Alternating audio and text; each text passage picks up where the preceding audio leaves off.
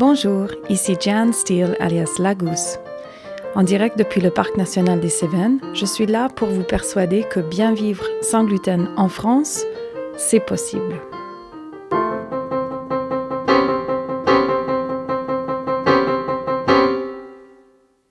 Gérante d'une cuisine pédagogique et d'une chambre d'hôtes 100% sans gluten dans le Parc national des Cévennes, je suis aussi malade cœliaque depuis toute ma vie et maman de 2 enfants qui, eux aussi, mangent sans gluten.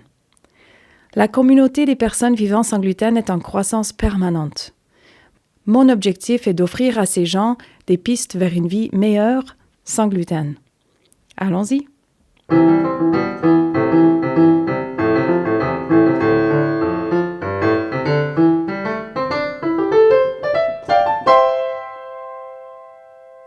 C'est juste une autre façon de faire. Ce n'est qu'en agissant en dehors d'une norme donnée que l'on réalise à quel point les normes culturelles peuvent avoir un impact sur notre sentiment d'appartenance et ou de bien-être. Moi, j'ai grandi dans une ville très cosmopolite au Canada où il y avait une telle diversité démographique qu'il était difficile d'identifier une seule norme culturelle dominante. Enfant, mes amis venaient de familles sino-canadiennes, indo-canadiennes, japano-canadiennes, pakistano-canadiennes et j'en passe. Du coup, je me suis rarement sentie ostracisée pour mes choix alimentaires, car il n'y avait pas vraiment de normes établies autour de moi. Aujourd'hui, je vis en France. Et même si la population est toujours très hétérogène, les normes ici sont bien établies et très très fortes. La culture du pain, par exemple, en est presque une religion. Son talisman, la baguette.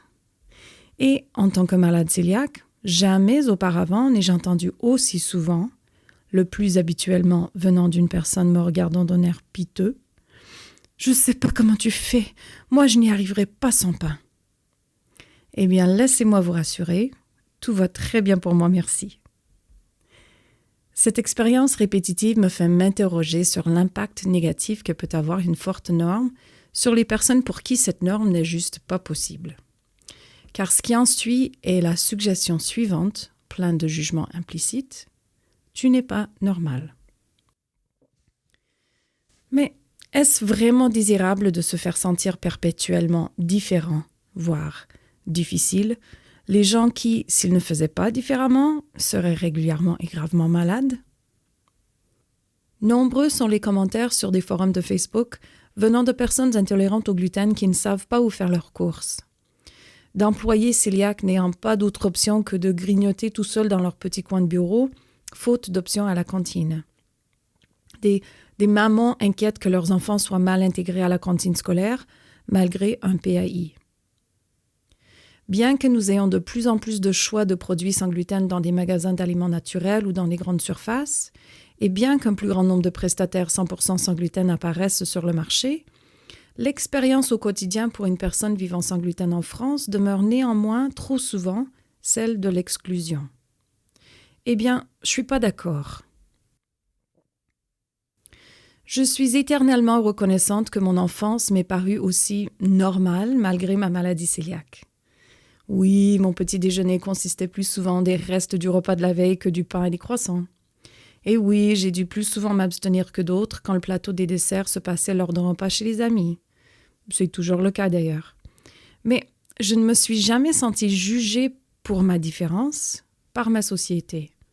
Et je crois que c'est une nuance très importante. Les humains sont des créatures sociales. Nous avons besoin d'appartenir à une famille, à un groupe d'amis, à une société, à une culture. Et l'on crée notre identité personnelle et notre confiance autour de tout cela. Un sentiment de rejet n'est jamais agréable. Un sentiment répétitif de rejet peut être carrément néfaste. Et puis, au fond, la normalité n'est rien d'autre que la majorité. Moi, j'ai fait il y a longtemps la paix avec l'idée de ne pas me conformer systématiquement aux normes françaises. Après tout, je ne suis pas française. Et même si je le devenais un jour, mes nombreuses différences demeureront. Je les assume. Mais quid pour des personnes françaises qui ne veulent ou qui ne peuvent pas se conformer à ces normes? Quid pour mes enfants qui forcément adopteront un certain nombre de mes différences. Si la zénitude, c'est comprendre qu'on n'est pas obligé de participer à tout ce qui se dit ou se fait autour de nous, cela ne nous épargne tout de même pas toujours d'un sentiment d'exclusion. Moi aussi, je vis en France aujourd'hui, et moi aussi, je fais face à tous les regards incrédules et toute l'incompréhension de mes interlocuteurs quand j'explique mes restrictions alimentaires. Mais je choisis de ne pas en être traumatisée. Cela ne m'empêche pas de développer ma vie sociale ou de sortir au resto. Seulement, je sais que ces activités nécessiteront une bonne explication, ou deux, ou trois, au préalable. Je m'y attends, j'y fais face, je l'accepte. C'est cette situation qui est pour moi normale. C'est aussi l'approche que je préconise pour mes enfants qui, eux aussi, mangent sans gluten. Quand ça se remarque, on explique. Quand ça interpelle, on répond. Quand les gens sont dubitatifs, on rassure. Quand on est invité, on initie une conversation détaillée avec l'autre en offrant par exemple d'amener le plat qui pose le plus grand problème. Et quand on invite nous de notre côté, on cuisine comme d'habitude en espérant démontrer que la vie sans gluten n'est pas du tout une misère. C'est juste une autre façon de faire.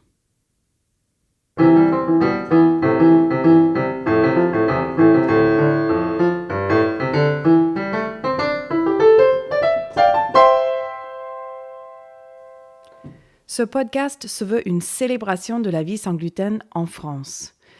Vous avez une question par rapport à la vie sans gluten? Posez-la. Plusieurs fois dans l'année, on fera un épisode foire aux questions pour essayer de vous trouver les réponses. Car vous savez, la question que vous avez vous, d'autres l'ont aussi sans aucun doute. Vous faites face à un problème relié à votre alimentation sans gluten? Parlons-en.